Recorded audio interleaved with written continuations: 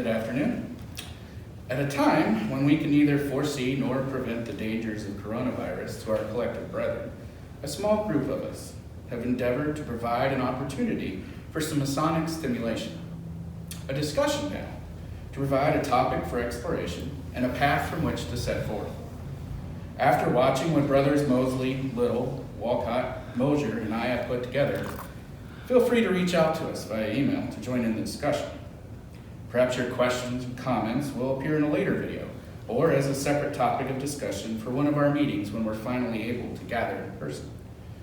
The questions and comments can be sent to crvalleyfiresidechats@gmail.com.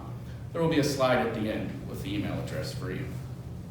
So panelists, it is said that the Scottish Rite is the University of Freemasonry.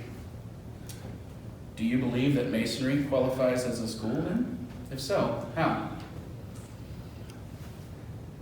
I believe it would qualify as a school in the sense of when you first come into Masonry and you become a third degree Mason in a Blue Lodge, you start talking about the independent bodies, the Scottish Rite, the York Rite, and the Shrine. And one of the things that is told to you about the Scottish Rite is that it's the academic side of Blue Lodge, and that if you want to expand upon your understanding of the first and the second and the third degrees, that would be a good avenue for you to go in, because they will, without being too in depth on what would happen, they kind of tell you about what goes on between the fourth degree and the 32nd degree, and give you kind of some vague understanding of it, and which kind of gives you a sense of allure. You're kind of baited into it, and you kind of develop a pursuit, I guess, of that, because you want to learn more and you want to understand more. And I guess that was one of the reasons why I came into the Scottish Rite, because it was that pursuit of that next step, and a better depth of understanding. And having been as our degree team in my lodge, I kind of wanted to develop myself more as a Mason, and it was enticing. And then when I came into the Scottish Rite and started going through the degrees in the Scottish Rite and then became a part of the degree team, that came to fruition for me anyway. And it really gave me an understanding of the first, second, and third degrees more when you get into the fourth, fifth, and the sixth degrees. And then when you start reading some of the books that we have, and it really kind of completes the Masonic picture for you. And I guess I would say yes, that it is. Well, talking about the Blue Lodge rather than the Scottish Rite, we'll talk about that maybe more in depth later, but certainly I think that we have to sort of work with our definitions a little bit, So I find that there is a lot that's brought forward in the Blue Lodge degrees that actually, is encouraged for the members to think about. It's like different material is presented, it's shown to you, it's exemplified in our degree work, but there's nobody that sits down afterwards and says, well, this is what it means, X, Y, Z. We're not a school in that sense. There's no authority that tells us, well, this degree means that, and that degree means this other thing. Instead, we're encouraged to bring our own critical faculties to bear on it. And, well, what is the meaning of life? Why do I do things this way? Why is this ethical and that's unethical? Those are decisions that, as individuals, I believe that the Blue Lodge helps inform decisions that I make, but I'm never really, told that on page 27, it's going to be, this. So if we can, back off and say that Lodge is an informal school, we're all students. It's just that we're teaching each other, rather than, somebody on high telling us what's going on. So that's my little piece. That's a good point, because you look at it, and one of the things that gets said a lot is what you put into it is what you're going to get out of it. So it's more of a guide in that sense. Mm-hmm. So he used the word academic, and you used informal school. Is there a course of studies then? I mean, that would be an indicator of it being a school. well, I guess you'd be going into the book, what, the Passport to Light that we get. That book really kind of is given to you as I guess a mechanism, I think, of search, to kind of start expanding that a little more and reading the 4th through the 32nd degrees in there. Kind of gives you what I would think of as more of an overview of what the degrees are about. And in that, there are some of the degrees that really hit home to me, that really sunk in. And I guess where you come from in your past life before you come into Masonry, kind of, I guess, that affects that a little bit. And so your search is different, I guess.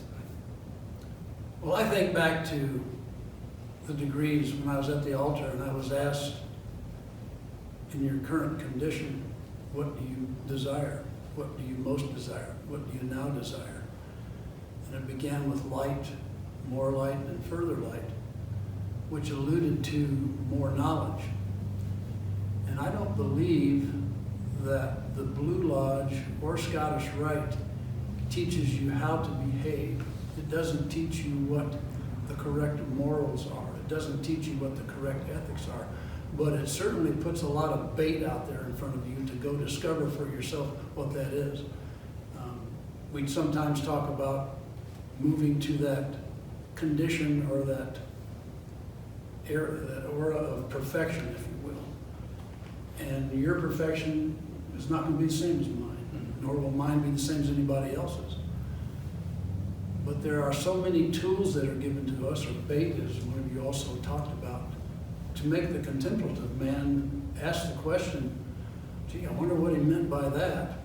And then Scottish Rite comes along, and I've heard university, I've heard it will fill in the gaps, I've heard that it's not chronological, which is very interesting because not everything that we learn in life is chronological either. I mean, it's chronological by passage of time for each one of us, but you don't get things in a certain stepwise process manner of getting information, getting schooling, getting new knowledge in your brain. You've got to get it yourself. You have to have that period of aha.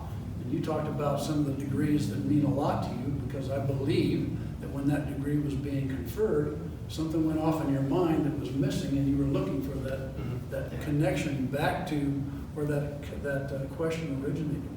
So I believe that the Scottish Rite is an institution of higher learning, whether it be a university or college or technical.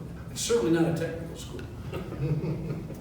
But yes, it is per my definition of what my university is, but mine's different than yours.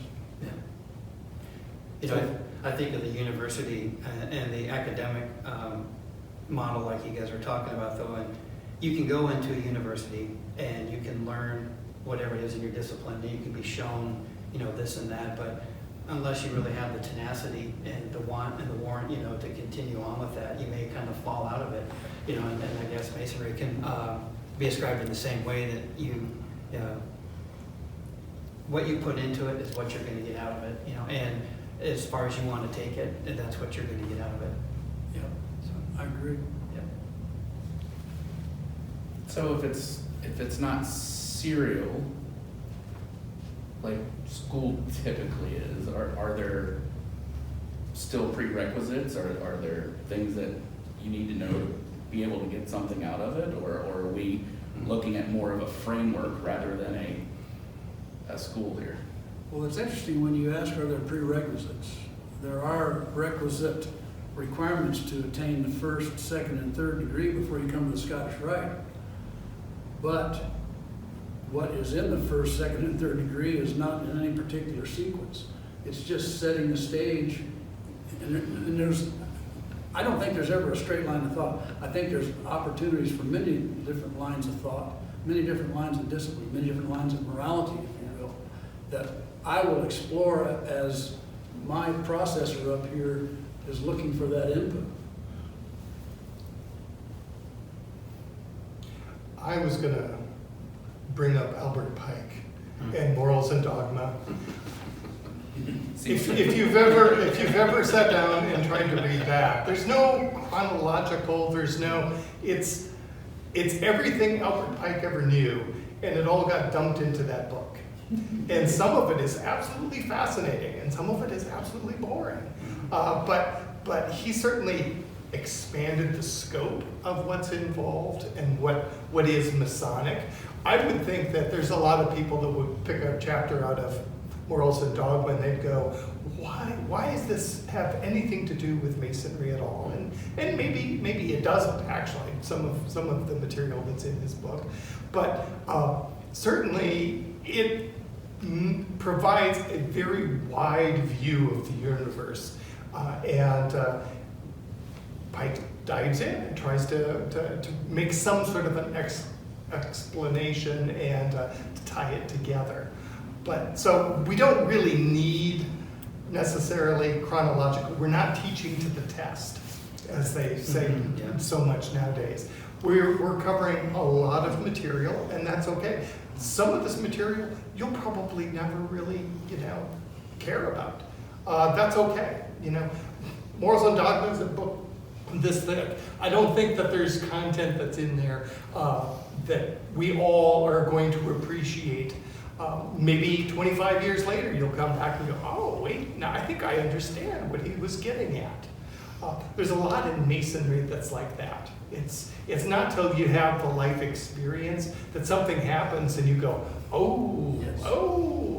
now I understand why I was told that line. And that's certainly what keeps me interested in Masonry. So Jason just said something there about it's not till you have a life experience that something clicks here. So how about for next time we pick up there and consider, are there things that our candidates could be taught ahead of time prior to initiation that would help in that process? Are there some principles that they should be introduced to help them on the journey? You could even add that different points in your life are going to be different. I mean, you can read something when you're 20, it's going to be different when you're 30, and it's going to be different when you're 40. So that'd be... Sure. Thanks. 'Cause that's still a mystery. Teacher, teach me about nuclear physics and teach me about the structure of man. With all your endless calculations, can't tell me what